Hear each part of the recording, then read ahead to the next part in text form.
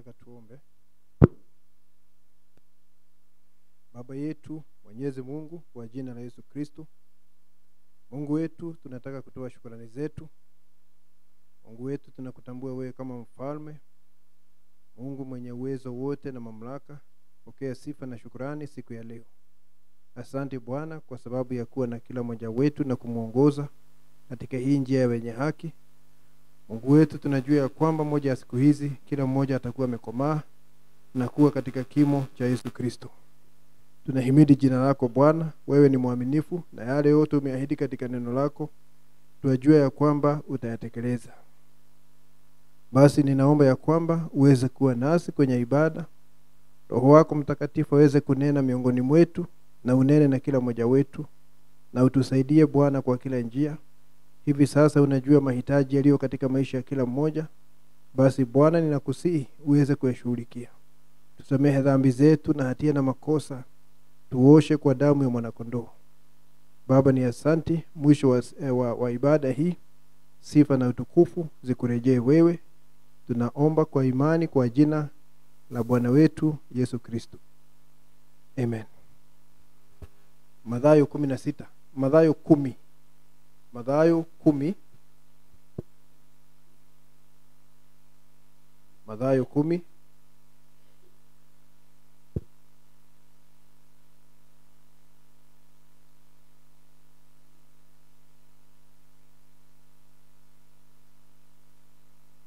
Mathayo 10 tutasoma mstari wa 16. Bwana Yesu anaongea hapa kusema, angalieni mimi na watuma kama kondoo kati ya mbwa mwitu.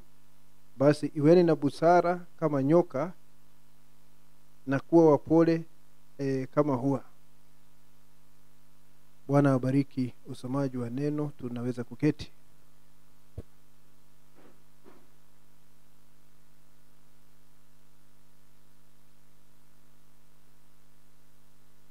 Baada ya kusoma maandiko hayo ama andiko hilo, ningetaka kuongea juu ya kuishi kwa busara katika ulimwengu wa sasa. Kuishi kwa busara, living wisely in this present world. Tunajua kwamba Mungu ndiye aliumba dunia hii, na hii dunia ni mali yake, na si hivyo tu, lakini hii dunia ndio makao yetu ya baadaye. Wakati nabii alileta ujumbe makao ya baadaye, alisema amefurahi sana kwa sababu Mungu amemuonesha ya kwamba anakomboa hii dunia vile anakomboa muaminio binafsi kupitia hatua ya maji na damu na moto, kuhesabiwa haki, kutakaswa na ujazo wa Roho Mtakatifu na moto. Anasema baada ya utawala wa miaka 1000 na baada ya hukumu, dunia itatakaswa na moto mtakatifu ili iweze kuwa makazi ya Mungu pamoja na wanadamu. Ndio sababu Ufunuo 21 inasema ya kwamba makao ya Mungu sasa yako pamoja na wanadamu. Kwa hivyo dunia hii ndio makao yetu ya baadaye. Lakini kwa sasa katika kizazi hiki, dunia imekaliwa na uzao wa nyoka. Dunia hii inaongozwa na uzao wa nyoka. Hao ndio watu wanatawala dunia, hao ndio wenye mamlaka, na hao ndio wengi sana katika uso wa dunia hii. Watu wa Mungu sio wengi namna hii. Ndio sababu tunatakiwa kuishi kwa njia iliyo na busara wakati ambapo tumezungukwa na watu wa aina hiyo ambao si watoto wa Mungu. Na mara nyingi Mungu huwa analinganisha wanadamu na wanyama. Unasikia akiita muaminio tai, unasikia akiita mtu wa madhehebu kunguru na mambo kama hayo. Ni kama yule mtu ambaye alipatiwa kitabu wakati mmoja na mhudumu mmoja katika ujumbe. Akapatiwa kitabu ili asome ujumbe, aone kama anaweza kuamini ujumbe. Na akaenda baada ya siku kadhaa, akarejesha kitabu. Akaulizwa, ulisoma kitabu? Akaulizwa na ndugu, ndio. Uliona aje? Singetaka mambo ya hiki kitabu kwa sababu huyu mtu ameniita kunguru. Najua labda kama huyu mtu alikuwa ni wa dini fulani na nabii akasema kunguru wa Baptist ama wa hiki, akasema huyu mtu ameniita kunguru. Naye ndugu akamwambia nami huyu mtu ameniita tai. Naona sasa mara nyingi Mungu anachukua wanyama,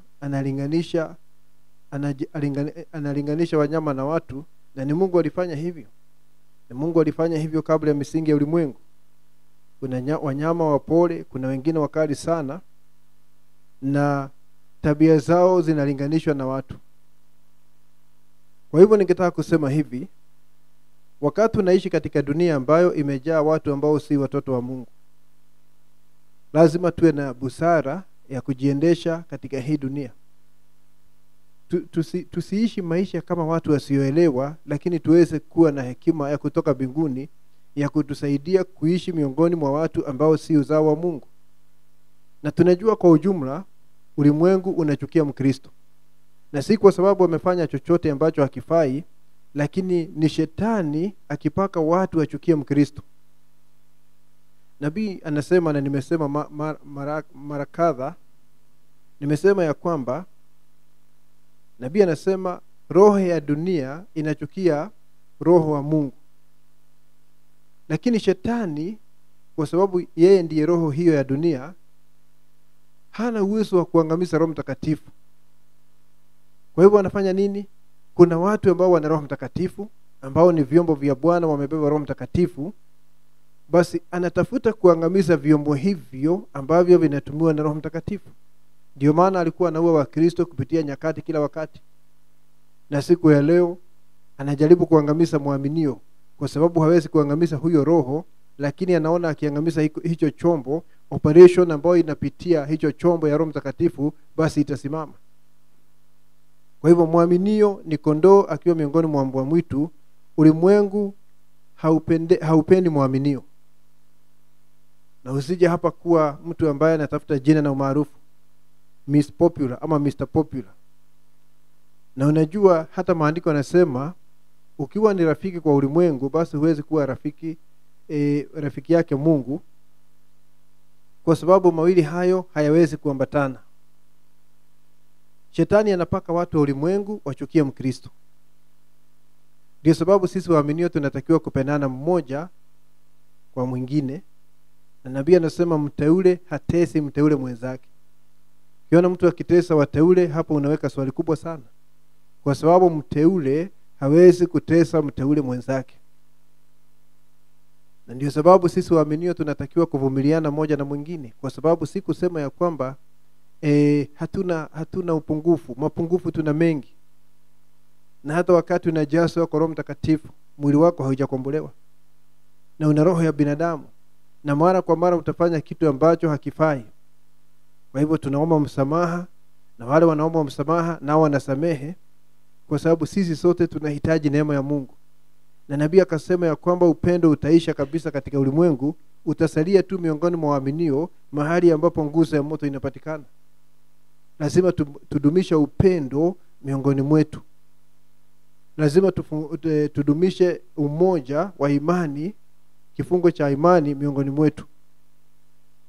Kwa hivyo ulimwengu unachukia Mkristo, na wale watu wengi katika hii dunia sio watoto wa Mungu. Kwa hivyo lazima uone kuna hiyo chuki. Kuna hiyo chuki, na hata hivyo Mungu anaona yafaa tuweze kuishi katika ulimwengu ukiwa namna hiyo, tuweze kuwa mashahidi wake. Na kama vile tunavyojua, tulikuja hapa ili Mungu atutumie kuonesha neno lake, kufanya kujaribu neno lake akipitia watoto wake. Nabii anasema Mungu anadhibitisha neno lake daima akitumia wanaoamini, si wasioamini. Mungu amekuleta hapa akutumie kudhibitisha neno lake. Na Mungu anatuweka katika jamii za watu, communities, jamii za watu ambao hawapendi Mungu, ama ambao wakisema wanapenda Mungu ni watu wa kidini tu. Ni kama hii Laodikia, ni vuguvugu. Wanasema wanapenda Mungu, lakini kwa kweli hawampendi. Huwezi kusema Mungu unapenda Mungu eti kwa sababu unataja jina la Yesu Kristo kila wakati na huamini neno lake. Yesu akasema si wale ambao wanasema Bwana Bwana wataingia katika ufalme, lakini ni wale wanatenda mapenzi yangu.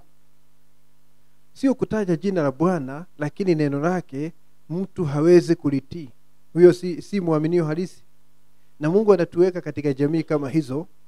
Na unajua kila mmoja anatakiwa kuwa mwakilishi wa Yesu Kristo. Mwakilishi wa Yesu Kristo sio mchungaji peke yake na sio wazee wa kanisa, ni kila muaminio, kila ndugu na kila dada ni mwakilishi wa Yesu Kristo. Mahali ambapo Mungu amekuweka wewe, unawakilisha Bwana Yesu Kristo mahali pale. Na wakati ambapo tumeongea juu ya hawa wanyama, angalia tu huo mstari mmoja tumesoma hapo katika Mathayo 10 mstari wa 16, wametajwa wanyama 4. Mstari mmoja. Mtu mmoja alisema wanyama wengi namna hiyo hawajawahi kuwekwa pamoja tangu zamani za Nuhu. Kwa sababu katika Nuhu wanyama waliwekwa pamoja ndani ya safina. Na hapa ni mstari mmoja tu wamewekwa wanyama 4. Wamewekwa hapa kondoo na njiwa na nyoka na mbwa mwitu, wote wamewekwa pamoja. Na Yesu akasema ya kwamba anatuma wanafunzi wake waende katika jamii ya wanadamu, mahali ambapo watu ni wakali kama mbwa mwitu, lakini anawatuma kama kondoo. Na unajua kondoo ni mnyama ambaye hana hatia, hajui njia isipokuwa aongozwe, na kama hataongozwa ataingia katika mikono ya wanyama wale walafi na ataangamizwa. Na nabii akiongea juu ya njiwa na kondoo anasema wana asili ambayo inafanana. Ndio maana wakati Yesu Kristo alikuwa pale mtoni akibatizwa na Yohana, aliwakilishwa kama mwana kondoo. Naye Roho Mtakatifu aliwakilishwa kama njiwa akishuka kutoka mbinguni ili ambatane na mwana kondoo. Anasema ya kwamba kama huyu njiwa angeshuka Roho Mtakatifu na apate ya kwamba hii asili iliyo hapa ni mbwa mwitu, hangeingia ndani ya Yesu. Lakini asili ya mwana kondoo na ile ya njiwa inafanana. Na hivyo ndivyo Mkristo alivyo. Nabii kuna mahali anasema Mkristo ni njiwa, kuna mahali anasema ni kondoo, na hiyo ni kweli. Kondoo anasema ya kwamba anasikia sauti ya mchungaji, na mchungaji ni Yesu Kristo akileta neno. Na kondoo ni mnyama ambaye hana nia ya kudhuru na ni mnyenyekevu. Na njiwa hivyo hivyo katika jamii ya ndege, yeye ni mnyenyekevu na hana vita na wale ndege wengine wa angani. Anasema njiwa akienda kule kwenye shamba na labda nafaka imeanguka huko, anaenda kula nafaka, lakini ndege wengine wako pale, vita vikianza anatoka anaenda. Anasema akienda mahali ambapo pana chakula, ndege wanakula chakula, lakini wabadilisha kile chakula, wabadilisha diet, anaondoka miongoni mwao. Ni muaminio. Muaminio akienda mahali ambapo watu wanaongea maneno yasiyofaa, anatafuta njia ya kuondoka mahali pale, kwa sababu hangetaka kitu ambacho kinadhuru moyo wake. Anasema njiwa hana nyongo. Najua nyongo ni ya kusiaga vyakula vikali sana katika mwili. Na muaminio hana mambo kama hayo, hana nafasi ya kuweka uchungu ndani yake. Hana nafasi ya kuweka kinyongo ndani yake, hana nafasi kama hiyo. Nabii anasema wale ndege wengine wote wanafanya juhudi ili kuweza kuoga. Anasema njiwa hana haja ya kuoga kwa sababu kuna mafuta ambayo yanatoka ndani yake na kulainisha manyoya yake. Yanakuwa laini sana kuliko ndege wengine, kwa sababu ya kitu ambacho kinatoka ndani yake na ambacho ndege wengine hawana. Ni ndege wa kipekee. Huyo ni muaminio. Roho Mtakatifu akiwa ndani anakufanya Mkristo. Anakutakasa kila wakati. Na sio juhudi zako, lakini ni yeye anakutakasa kila wakati akiwa ndani ya maisha yako. Hivyo ndivyo alivyo, na ndio sababu unaona kuna wanyama hapa wanalinganishwa na muaminio, wengine hawawezi kulinganishwa na muaminio. Na mbwa mwitu ni wakali sana na ni walafi.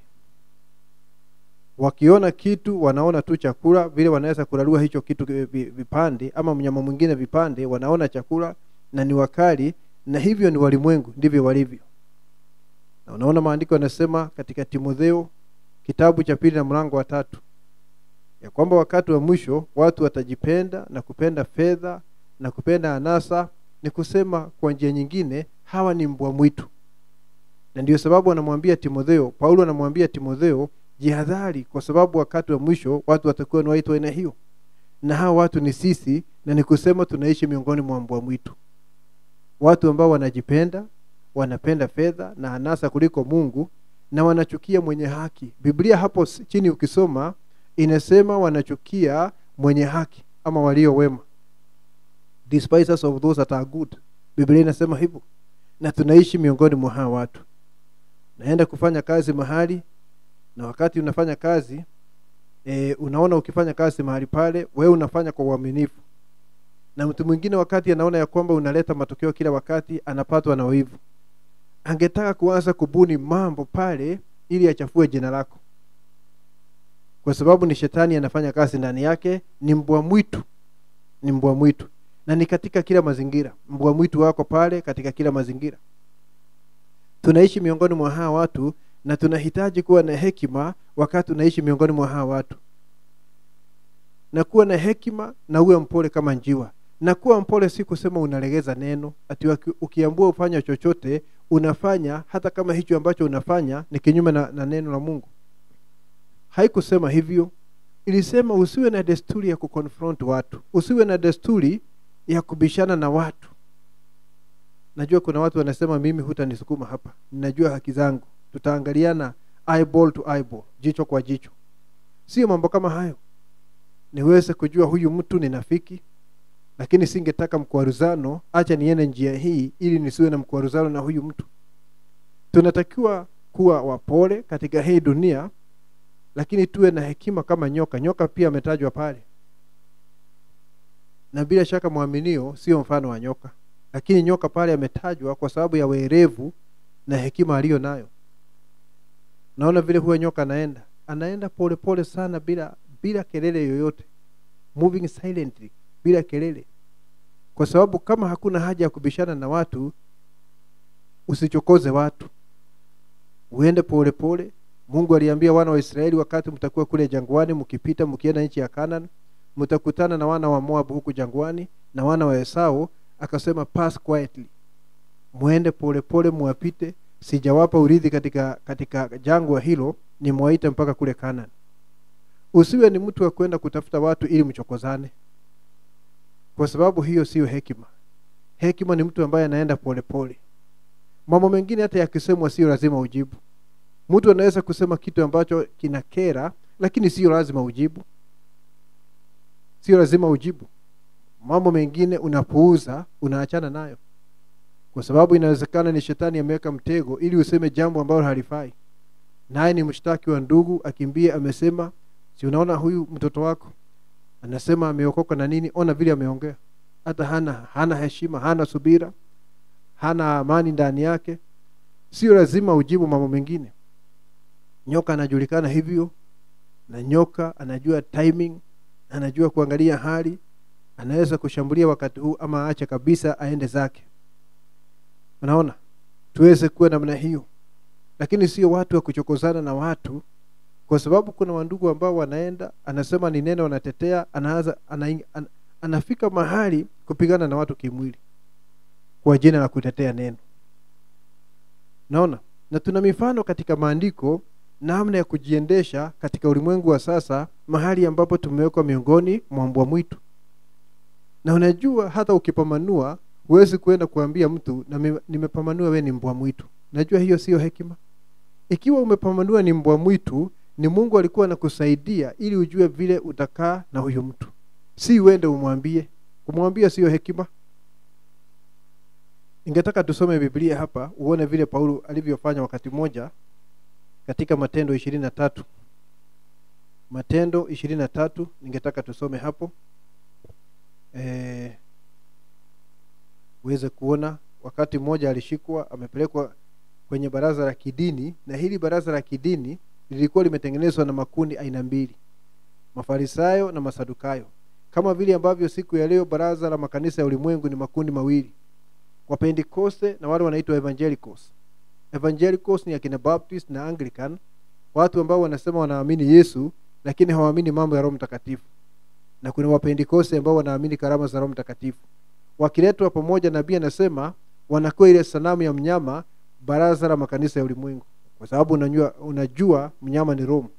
Na hapa Sanhedrin, baraza hili la kidini, ni mfano wa muungano wa makanisa ya ulimwengu, na ndani yake mlikuwa na Mafarisayo na Masadukayo. Ona vile Biblia inasema hapa katika Matendo 23 mstari wa kwanza, twende mpaka kama mstari wa 10. Paulo akawakazia macho, ameshikwa amesimama pale mbele anajitetea. Akawakazia macho watu wa baraza la kidini. Kasema, ndugu zangu, mimi kwa dhamiri safi kabisa nimeishi mbele ya Mungu hata leo hivi. Na ujue hawa watu wote wanamchukia, Masadukayo na Mafarisayo. Kuhani mkuu Anania akawaamuru wale waliosimama karibu naye wampige kinywa chake. Kapigwa kofi Ndipo Paulo akamwambia, Mungu atakupiga wewe ukuta uliopakwa chokaa. Wewe umeketi kunihukumu sawa sawa na sheria, nawe unaamuru nipigwe kinyume cha sheria. Ni Paulo anasema, wale waliosimama karibu wakasema, je, unamtukana kuhani mkuu wa Mungu? Unajua watu wakiwa na cheo hapa duniani wamejaa kiburi cha maisha. Wanataka waitwe kwa hicho cheo, waheshimiwe, ikiwezekana watu wainame na kuramba vidole vyao ikiwezekana. Naona? Na ndio sababu Yesu alisema msiwe kama wale wanatawala watu wa mataifa. Kwa sababu wanatawala kwa nguvu wale walio chini yao. Lakini kwenu ninyi haitakuwa hivyo. Yule mkuu ni yule ambaye atatumikia wale wengine. Servant leadership. Paulo akasema, sikujua ndugu zangu ya kuwa yeye ni kuhani mkuu, maana imeandikwa, usimnenee mabaya mkuu wa watu wako. Na unajua mambo ya kuhani mkuu yalikuwa yamepitwa na wakati. Kwa sababu hapa ni miaka baada ya Calvary, na hapa Mungu hana haja ya hekalu na kuhani mkuu na hayo mambo ya Torati ya Musa. Na hata hivyo Paulo anawaheshimu kwa sababu hangetaka kuwakwaza. Paulo alipotambua ya kuwa sehemu moja ni Masadukayo. Sasa hii ndio hekima na hawa watu ni mbwa mwitu. These people are vicious. Hawa watu ni mbwa mwitu. Hawa watu wa kidini, kwa sababu hao ndio walimshika Yesu wakampeleka kwa serikali ya Kirumi akauawa. Sasa wameshika mtume wa Yesu Kristo na ni watu wakali hivyo hivyo. Alipotambua Paulo sasa akaona jambo jingine hapa. Alipotambua ya kuwa sehemu moja ni Masadukayo na sehemu ya pili ni Mafarisayo, akapasa sauti yake katika lile baraza. Kuna kitu ambacho ameona katika baraza. Ameona ya kwamba ni makundi mawili yameletwa pamoja kutengeneza baraza hili. Na baada ya kuona hivyo, tazama hekima vile ambavyo maandiko yanasema, tuwe wapole kama njiwa, sisi ni kondoo miongoni mwa mbwa mwitu, lakini tuwe na hekima ama busara kama nyoka. Ndugu zangu, mimi ni Farisayo, mwana wa Farisayo. Ona vile anaongea. Mimi ni Farisayo. Na hao watu wanampiga pale ni Mafarisayo na Masadukayo. Halafu anajiita ni mmoja wao. Kwa sababu gani? Angalia. Kwa sababu alijua Farisayo vile wanaamini na vile Sadukayo wanaamini. Na anasema hivi sasa, ili hao watu waanze kupigana mwenyewe, pressure iondoke kwake irudi kwa wao. Wao kwa wao. Waweze kuwa na civil war, vita vya wenyewe kwa wenyewe. Sasa shinikizo iondolewe kwa Paulo. Kwa sababu ni hekima inafanya kazi. Mimi ni Farisayo, mwana wa Farisayo. Na unajua alikuwa ameokolewa saa hii, hakuwa Farisayo, ameokolewa. Lakini nabii huwa anasema hivi. Mnajua zamani alianzia katika kanisa la Baptist la Roy Davis. Hata miaka ya baadaye alikuwa anasema, unajua mimi ni Mbaptisti na njia za Wabaptisti ni wale wanafanya mambo pole pole. You know me and my old Southern Baptist ways. I'm never in a hurry. Lakini hakuwa Mbaptisti wakati huo. Na Paulo anaongea hivyo hapa. Kwa sababu yule roho wa zamani za mitume ndiye huyu roho siku ya leo. Anasema mimi ni Farisayo, mwana wa Farisayo. Mimi ninahukumiwa kwa ajili ya tumaini la ufufuo wa wafu. Si unaona vile anaongea? Kwa hekima kubwa sana. Hajadhuru mtu yoyote, ni kusema tu ninaamini watu watafufuka. Na Mafarisayo waliamini hivyo. Alipokwisha kunena hayo, palikuwa na mashindano. Sasa shinikizo, pressure ikamuondoka sasa. Sasa wakaanza kuangaliana wao kwa wao. Walikuwa pamoja wakati wanamshtaki, lakini sasa wameanza kuangaliana, wabishane wao kwa wao. Kwa sababu wamesema kitu ambacho Mafarisayo wanaamini na Masadukayo hawaamini. Angalia hapa. Ndugu zangu, mimi ni Farisayo, mwana wa Farisayo. Mimi ninahukumiwa kwa ajili ya tumaini la ufufuo wa wafu. Alipokwisha kunena hayo, palikuwa na mashindano baina ya Mafarisayo na Masadukayo, mkutano ukafarakana. Hawangeendelea. Unaona? Ametumia silaha ya kiroho ya hekima na amewatenganisha. Na mkutano umefarakana. Kwa maana Masadukayo husema ya kwamba hakuna kiama wala malaika wala roho, bali Mafarisayo hukiri yote.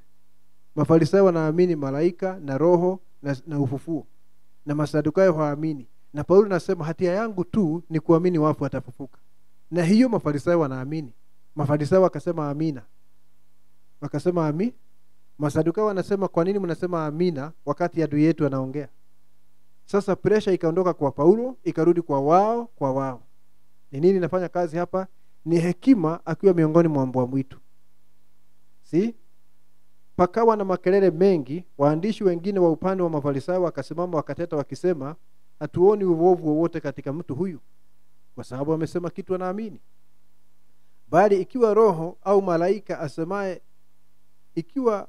au malaika amesema naye ni nini? Ugomvi mkubwa ulipotokea, yule jemedari, sasa huyo ni Mrumi, huyo si Myahudi, si Mfarisayo na si Msadukayo, yeye ni kiongozi tu wa kikosi. Yule jemadari akachelea Paulo asije akararuliwa nao, akaamuru askari washuke na kumuondoa kwa nguvu mikononi mwao na kumleta ndani ya ngome. Akaondolewa mikononi mwa baraza lile.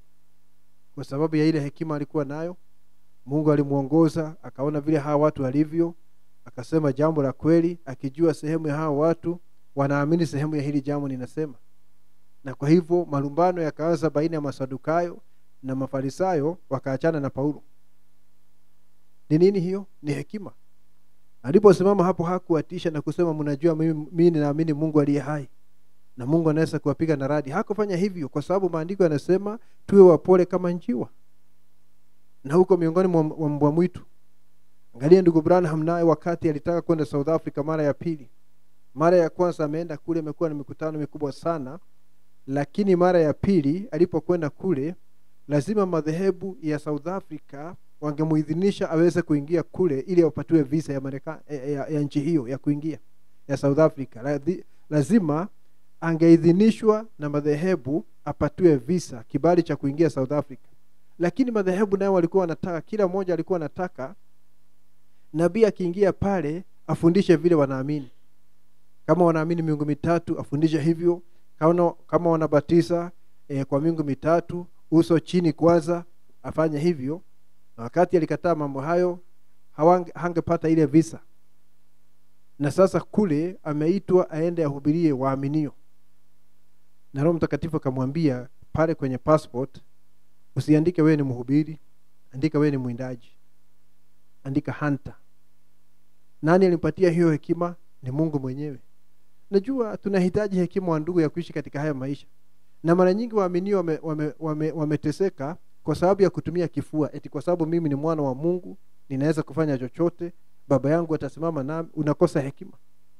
Hata Samueli mwenyewe wakati aliambiwa na Mungu, nimechoka na Sauli, naenda kule kwa Yese yule Mbethlehemu, nimejichagulia mwanae mmoja aweze kuwa mfalme badala ya huyu mtu. Na Samueli akamwambia Mungu, na Sauli akisikia ninaenda huko, si ataniua? Kwa sababu sasa ataona nimeleta mshindani, si ataniua? Mungu akamwambia Samueli, nenda utafute sadaka na uende kana kwamba ni mtu ambaye anafanya nini? Anaenda kutoa sadaka, na ukifika kule Bethlehem uite wana wa Yese pale. Kwa hivyo akifika kule, habari itakuwa ya kwamba alikuwa ameenda kufanya nini? Kutoa sadaka. Na ilijulikana hiyo ni desturi yake. Anaenda maeneo mbalimbali ya Israeli akitoa sadaka na kutatua shida za watu. Sasa itaonekana ni routine, ni kawaida tu, yuko katika ziara zake. Lakini haikuwa ni kawaida. Hilo jambo lilikuwa linaficha lengo halisi la Mwenyezi Mungu la kutafuta mfalme. Sasa hakuenda tu na kusema unajua mimi ni nabii, Sauli hawezi kunicheza. Hakufanya hivyo. Alienda kwa hekima kana kwamba ni mtu ambaye anaenda kufanya nini? Kutoa sadaka. Na wakati anafanya hivyo, kwanza wale wazee wakamuuliza, umekuja kwa njia ya amani? Akasema ndio. Nimekuja hapa kwa njia ya amani. Nimekuja hapa kama njiwa na upole. Tungesema hivyo. Wakati amefika pale akasema sasa ningetaka muniitie wana wa Yese. Na wakati waliitwa, tunajua kile kilifanyika. Akamtia Daudi mafuta. Sauli hakujua kile kimeendelea. Alienda pale kwa hekima. Na mara nyingi tunaingia kwa shida kwa sababu tulienda kwa mabavu. Naona kama ndugu mmoja ambaye alienda kwa kituo cha polisi akaanza kutukanana pale, kapigwa sana makofi pale na polisi, akaanza kulia machozi, lakini si kwa sababu ya uchungu wa mwili, lakini kudhalalishwa, kuaibishwa pale. Akasema ngoja hawa wataniona, nitaita wakili fulani. Sasa hata ukiita wakili bado makofi imepigwa na ni hadharani, kwa sababu hukutumia hekima ulipoenda pale. Usiende kwa namna hiyo, na usiende upate watu katika ofisi yao uanze kuwatisha pale. Tunatakiwa kuwa na upole, na waaminio wengi wanaanguka mtihani kwa sababu ya jambo kama hilo. Tulienda na ndugu mwingine mahali, tulikuwa tunatafuta ukumbi kwa sababu ya mkutano, na niliaibika sana tukiwa na huyu ndugu. Tumeingia pale, amepata kataresi ambayo inatuonesha vile ukumbi ulivyo na kitchen na nini, mambo haya yote. Huyu ndugu akamuuliza, na wewe umeolewa? Bado sijapata mtu wa kuniuliza. Na sasa unafikiri nani atakuwa ukiwa na hii rangi kwa midomo? Niliaibika sana. Nikaona yule mama ameanza kuudhika. Yaani huyu mtu hatujuani, ni stranger na ameniingilia ovyo ovyo. Ndugu, nilikuwa ninatamani tuondoke hapo haraka sana na tufike mtaani ili tuachane na huyu ndugu. Aende zake na mimi niende zangu, kwa sababu analeta aibu kila mahali. Tukaenda wakati mwingine na mahali kwa hoteli na waaminio wengine, na ulikuwa ni wakati wa Christmas. Ndugu mwingine naye akaanza kuongea na waiter pale, mama. Kamuuliza, na sasa wewe uko Christmas, unasherehekea Christmas? Yule akasema ndio. Wewe hujui ni ya shetani? Yaani unaingia mara moja na huyu mtu hakuna kitu kama hicho anajua. Yule akakasirika akasema, usiniambie neno jingine hata moja. Unaona? Una ukweli wa neno, lakini huna hekima. Nabii anasema sisi ndio watu walio na ile bidhaa bora sana katika ulimwengu, ujumbe huu, lakini mara nyingi hatujui kuipeleka kwa watu. We have the best product in the world, but we don't know how to present it before the people. Kwa sababu tunaenda kwa mabavu na mambo kama hayo. Wakati nabii aliyesema ya kwamba yeye ni mwindaji, alienda South Africa akafanya yote mawili. Aliwinda watu na aliwinda wanyama.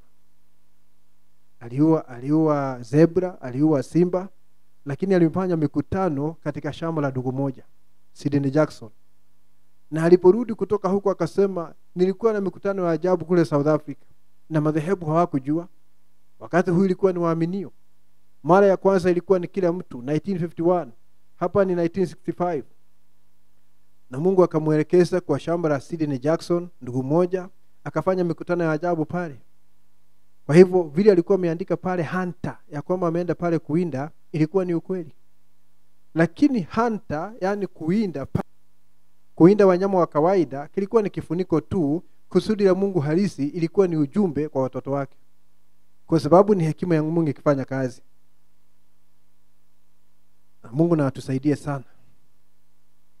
Wakati mwingine akaona msichana ambaye alikuwa anaendesha motokaa, kaona msichana ambaye alikuwa nusu uchi, amevalia mavazi kwa njia mbaya sana, na akafikiria kwamba asimamishe motokaa, amwambie, sasa hivi vile ambavyo umevalia hapa, mavazi mazinifu namna hii, unajua unaweza kuwa maiti wiki ijayo, umekufa na huo mwili wako uko ndani ya jeneza wiki ijayo. Na wakati anawaza afanye hivyo, Roho Mtakatifu akamwambia, ukifanya hivyo watakuweka ndani. Na mtu anaweza kuuliza, kwa nini waweke mtumishi wa Mungu ndani na ameongea ukweli na ni nabii wa kizazi? Kwa sababu kuna namna ya kufanya kila kitu. Labda kama angepata nafasi ya kukutana naye, waongee neno kidogo bila kumwambia juu ya mavazi, labda yule kama ni mtoto wa Mungu angeanza kuhisi hukumu ndani yake. Kama vile nabii alienda South Africa na watu wako uchi, lakini wale walikuwa uchi si kwa sababu ya ni watu wa kisasa, ni watu wasio na ustaarabu, primitive.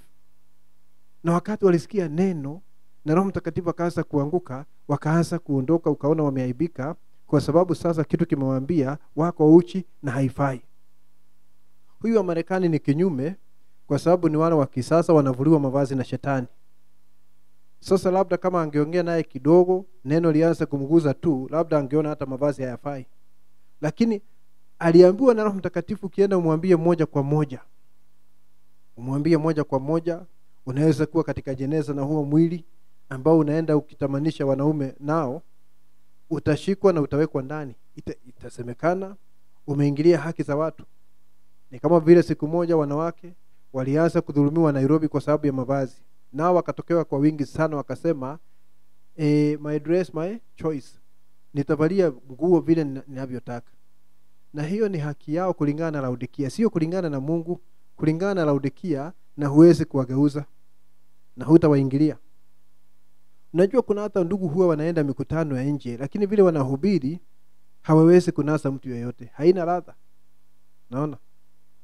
Kwa sababu unaenda mahali, labda ni kwa tuseme ni watu wamekaa mahali kwa park, bustani ya umma, na labda hawajavalia vizuri, alafu sasa unaanza kuwatandika wao kama watu. Ukiwanyoshea kidole. Wewe utaenda kuzimu. Kwa sababu ya hiyo unajua hiyo ni kuchokoza watu. Kuna namna ya kufanya kazi ya Bwana. Unaweza kuwa na ukweli kwa sababu una ujumbe, lakini huna hekima ya kushuhudia ama kuendesha jambo hilo. Ningetaka tusome mahali pengine hapa kwa haraka kabla ya wakati kuisha. Lakini hapa ni katika ujumbe ambao unaitwa Hebrews. Ni kitabu kikubwa cha kurasa zaidi ya 300 na Biblia alihubiri pale kwa majuma kadha, kinaitwa Hebrews. Na ningetaka tusome hapo ndani. Usikie vile anavyosema kwa haraka kidogo ili tunusuru wakati. Anasema hivi, anasema, brother, let your heart become a flame. Ndugu, acha moyo wako uweze kuwa ni moto unaowaka. Say, na useme hivi, I got to do something about this. I got to get out and see if I can get somebody saved. Ukiwa na moto wa Mungu, usingetaka kukaa tu. Lazima ufanyie Bwana jambo. Labda unataka kushuhudia mtu fulani mambo ya ujumbe, kwa sababu moto unawaka ndani ya moyo wako. Nasikia vile nabii anakushauri na ananishauri, and don't go out saying, bless God, if you don't repent you are going to perish. Anasema Bwana asifiwe, kama hutatubu utaangamia. Anasema no, hiyo sio njia. Anasema go at it gentle. Nenda kwa upole, kwa njia ya upole. Be as wise as a serpent and as harmless as a dove. Uweze kuwa na busara kama nyoka, lakini mtu ambaye ni mpole kama njiwa. Huna nia ya kudhuru. See, that is the way to go. Anasema hiyo ndio njia ya kwenda. Approach the person, mwendee yule mtu. If he is raising chickens, talk about chickens to him for a while. Kama huyu mtu ni mfugaji wa kuku, ongea juu ya kuku kwa kitambo kidogo. Usiende na kumlipua mara moja. Unajua kuna ujumbe wakati. Unajua wewe uko jiani kwenda kuzimu kwa sababu huamini ujumbe. Anasema ongea juu ya kuku kwanza, kwa sababu wewe ni mvuvi mwenye busara. Talk about chickens to him for a while. Ongea juu ya kuku kwanza. And then first thing you know, you'll be talking about the Lord. Na unajua baada ya kitambo utajipata unaongea juu ya Bwana. If he is a farmer, talk about his farm. Na kama yeye ni mkulima, anza na mambo ya shamba. Ni ushauri wa nani huyu? Ndugu Branham. If he sells automobiles, talk about his automobiles for a while. What nice cars you got and so forth. Kama yeye anauza magari, ongea kwa juu ya magari kwanza. Haya magari ni mazuri sana. Unajua nini unafanya? Unatafuta njia ya kuongea na nafsi yake. Till you catch the spirit. Mpaka ushike roho wa Mungu. When Father says, now is the time to approach him about his soul. Unajua sasa kama njia imetengenezwa, sasa unaweza kumwendea juu ya nafsi yake. Mambo ya neno. Ulianza na magari lakini hutamalizia na magari. Kwa sababu sasa hiyo haina maana. Ulianza na magari ukitaka kumalizia na nafsi yake. Mambo ya neno. Right? Anasema hivi. Anasema you can wind it off, that's a fine automobile. Na sasa wakati unamalizia kuongea mambo ya magari, ili sasa uongee mambo ya neno, unaweza kumalizia kwa kusema hivi, hiyo motokaa ni nzuri sana. You know transportation today has become great. Ona vile nabii anasema, unazidi kuongea na huyu mtu na kusema leo mawasiliano yamekuwa ni ajabu. Si mawasiliano lakini usafirishaji. How the nations has been brought close together and the cities of our nations close together. Na vile mataifa wameletwa karibu na miji yetu. Friends and mothers can visit each other. kina mama na marafiki wanaweza kutembeleana. You know, it's a wonderful thing to have automobiles like you are selling. Ni ajabu kuwa na magari yanafanya watu waweze kutembelea, lakini kusudi si magari. Kusudi si magari. Umempata katika yale mazingira na ni lazima uanze hapo. Wakati Philip alimpata yule mtu wa Ethiopia akisoma Biblia, alianza kwa hilo andiko. Yes sir, it is sure. You know, puffing on a cigar or whatever it is, them good gas. Na saa hiyo unajua labda anavuta sigara, na wewe unaendelea kumwambia tu. Unajua kama huna busara utamwambia kwanza tupa hiyo sigara. Yesu hapendi sigara. Sasa unamwambia atupe sigara, lakini kile ambacho kinampatia shauku hujaondoa. Hakuna mtu anaweza kuokolewa kwa matendo ya sheria. Did you ever think, unaendelea kuongea, did you ever think what the old timers would have thought if they had seen something like that? Just keep going like that, you know. Anasema na je, wale watu wa zamani kama wangekuwa na motokaa ingekuwa namna gani?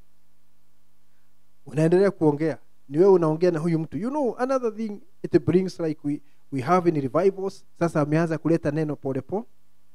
Anasema like we have in revivals, people can come across a country quickly for a revival. Watu wanaweza kuja kama kuna mkutano wa ufufuo, wanaweza kuja haraka kwa sababu kuna magari. Sasa hiyo hamujaondoka kwa magari, lakini sasa mumeanza kuingia maeneo ya kiroho kutoka kwa magari. Na anatumia haya magari kuleta mambo ya kiroho, kwa sababu ni magari yanasafirisha watu haraka waende kwa mkutano. Ni nini anafanya hapa? Pale awali amesema you are opening the way all the time. Ni njia unatengeneza. Anasema if you feel something choke up the way, stop right there, move over here. Lakini ukihisi ya kwamba sasa kuna kitu ambacho kinaleta block, kinaleta upinzani, unasimama. Usilazimishe mtu ya kwamba lazima akusikilize. Najua kuna waaminio lazima wanaona kwa sababu niko na ujumbe huyu lazima anisikilize kwa lazima. Apende asipe, haitakiwi kuwa hivyo. Kwa sababu sasa hapo umeanza kuwa mkali, na unatakiwa kuwa mpole kama njiwa na mwenye busara kama nyoka. Like a doctor said out at Phoenix, kama daktari mmoja kule Phoenix alisema, Lord, fill my mouth with good words and nudge me when I have said enough. Nijaze na maneno mema, aliambia Bwana, lakini nikisema ya kutosha uniguse kwa kisukwe, nisiendelee kuongea zaidi. Najua tena kuna waaminio ambao hawajui kupima.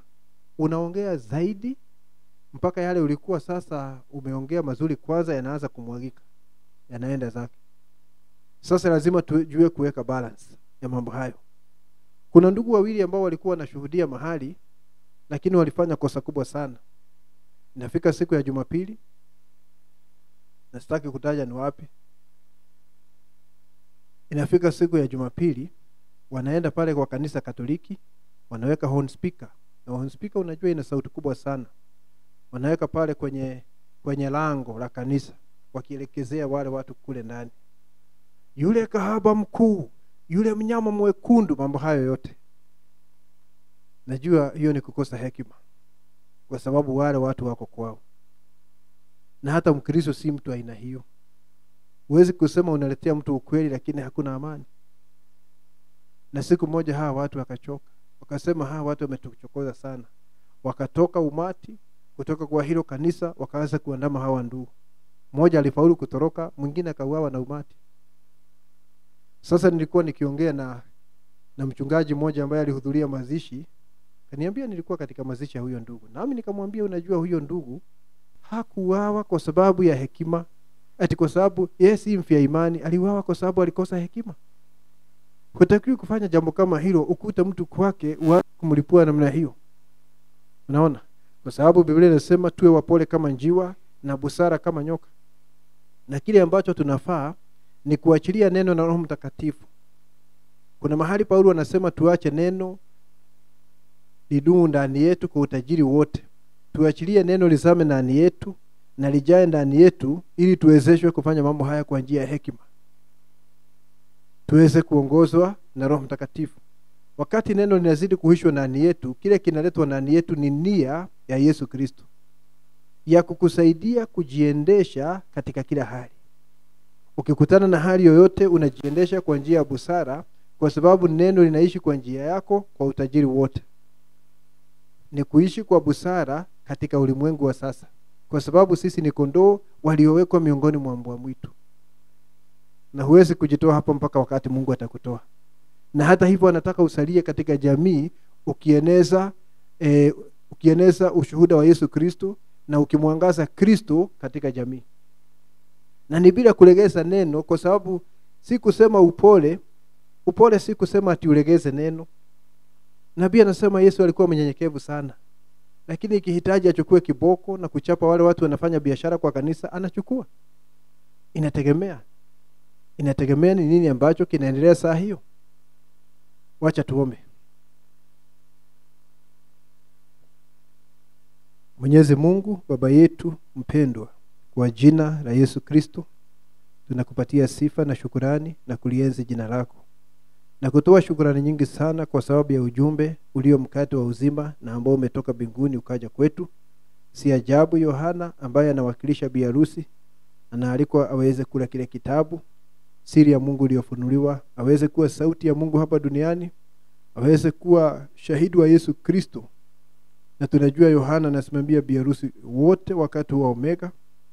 Mungu wetu, ni sisi tunajitambulisha na jambo hilo kwa njia kamilifu.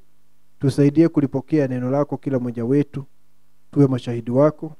Nituletee hekima ya kutoka mbinguni, ili katika kila hali tujue namna ya kujiendesha na kile cha kufanya hali yoyote ikiibuka. Ulisema bi harusi atakuwa na nia ya Kristo, na kwa njia hiyo atajua vile Kristo anataka bi harusi atende na neno. Ninaomba utusaidie Bwana, kila mmoja afike hatua hiyo, kwa sababu ni hivi asema Bwana, na hivi asema Bwana haiwezi kukosa shabaha. Msaidie kila mmoja, unajua changamoto tulizo nazo za kiroho. Shughulikia changamoto za kila mmoja wetu, mpatie jawabu, mpatie ushindi katika hali zote kwa jina la Yesu Kristo. Wale ambao wanateseka katika mwili, ni wagonjwa, ninaomba unyoshe mkono wako wenye nguvu, mkono wa uponyaji, uwaguze na kuondoa shida zote, maradhi katika miili, kwa ajili ya utukufu wa jina lako. Pokea sifa na shukrani. Mungu wetu, ni asante kwa yale ambayo umetutendea. Tunasema ya kwamba unastahili kila wakati. Tunaomba kwa imani kwa jina la Bwana wetu Yesu Kristo. Amen.